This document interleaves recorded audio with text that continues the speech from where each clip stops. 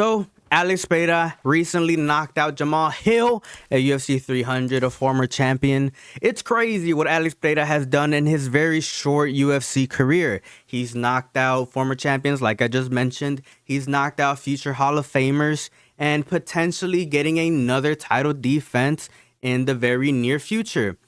And in my opinion, I feel like Alex Pereira is maybe a fight or two away from actually being in GOAT status, ladies and gentlemen. And I want to make myself clear on this position.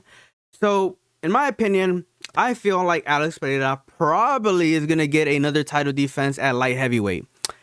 Probably against Magomed Ankalaev, which in my opinion is a really, really tough fight for Alex Pereira. And I'll tell you guys why. First and foremost, Alex Pereira's worst, his absolute worst performances, right, in the UFC, right, because they're so rare, have been whenever fighters are challenging Alex Pereira to defend himself, defend himself in grappling or wrestling exchanges. I really don't think there's a debate. There's no need to be a debate about that. I think that's pretty obvious, right? That Alex Pereira's worst, where he's been seen to be the weakest, is whenever he's forced to grapple and whenever he's forced to wrestle, for obvious reason. That's not his base. We all know that Alex Pereira, he loves to strike. That's his bread and butter. That's where he's the most comfortable. Well, that's not at all what Ankalaev is going to be like, in my opinion. I feel like Ankalaev is going to do the obvious thing and probably go ahead and make it a tough fight for Alex Pereira whenever he does get that opportunity. And I think it's going to be a striker versus wrestling type fight. And in my opinion, I feel like Ankalaev is really, truly the only person right now that can stop the momentum in Alex Pereira's career, right? And if Alex Pereira does become the winner, if he does become successful at defending his title once again in the light heavyweight division, I think he goes up to heavyweight. And if he goes up to heavyweight, we could probably see Tom Aspinall versus Alex Pereira, which is going to be an absolutely huge fight. I mean, Tom Aspinall has already hinted at the fact that he would like to face off against Alex Pereira. He posted this really weird picture on Instagram of him just staring at Alex Pereira, whatever that means, because that picture had absolutely no caption to it. But if Alex Pereira does beat Tom Aspinall and it is the interim title, would he be considered one of the greatest to ever do it? Would he be considered one of the GOATs in the UFC? In my opinion, yes, absolutely. He's going to be one of I think the only fighter to have 3 belts in 3 different weight classes. That is GOAT status for me, ladies and gentlemen. And this is absolutely crazy because Alex Pereira has had so far a very short career in the UFC. But I think that's a pretty fair point. But let me know what you guys think down in the comment section below. All right, second topic of this video. What's next for Charles Olivera? I mean, there's a lot of people out there right now in the MMA community that for some reason are saying that Charles Olivera won over Arman Tsarukyan, which in my opinion, I think that's a whole lot of BS.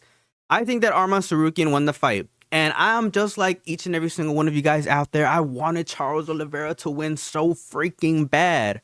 But let's just be honest. He lost the fight. As much as people want to, grade for high points that Charles Olivera could have ended the fight within the first couple of minutes of the first round, or he could have won the fight in the last couple of seconds in the last round, let's just be honest here, ladies and gentlemen. Arman Tsarukyan won fair and square, and I don't think that's really up for debate. I mean, there's some people out there that are pretty much making some bogus arguments, and that's just my opinion. I feel like Arman Tsarukyan won that fight fair and square. Shout out to Arman Tsarukyan. He proved that he is a good fighter and that he potentially could challenge Islam Makhachev for that title. Now, what's next for Charles Olivera? Let's go ahead and answer that question here right now. So, in my opinion, I feel like Charles Olivera right now needs to make himself undeniably one of the best fighters in the lightweight division, because in my opinion, I kind of do feel like there's a lot of people out there that are doubting his abilities right now. I don't know where I heard this, right? But I'm pretty sure that there's been people out there that are questioning whether he's still hungry, right? There's people saying that he was ducking Islam, which in my opinion, I don't think that's true. But yeah, I've definitely have heard the rumors that there's people out there right now that are doubting Charles Oliveira's ability.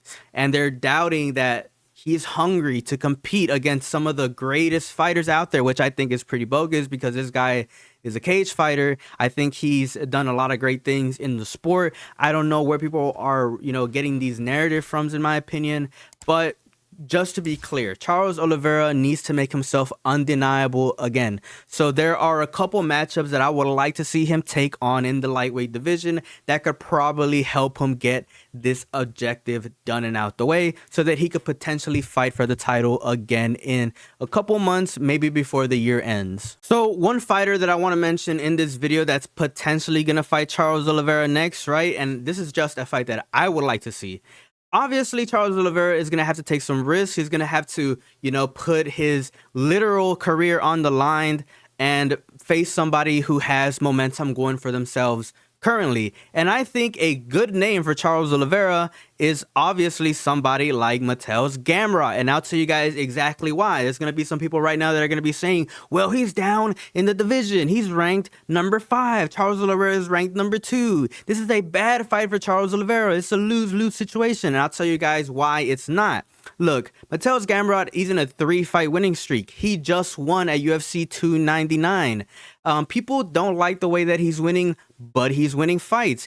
And I'll tell you guys another interesting fact. He has a win over Arman Tsarukyan. If Charles Oliveira beats Mateusz Gamrot, he could then say, well, I beat the one fighter that beat me. And that could definitely put him back in the conversation for potentially fighting for the title again. I think that maybe it'll put him maybe a fight or two away, but definitely he'll be able to keep his rank and he'll be able to prove to everybody out there that he's still one of the most dangerous fighters in the lightweight division. So, like I said, Charles Olivera needs to make himself undeniable again. And there is a fighter that fought at UFC 300 who lost that Charles Olivera could potentially fight and get undeniable status yet again. And that fighter is Justin Gaethje. I mean, let's just be completely honest. Justin Gaethje has been proving himself for years in the lightweight division. If Charles Olivera sets up a Justin Gaethje fight, and he beats him, I think he gets undeniable status yet again, and maybe he could potentially even fight for the title next.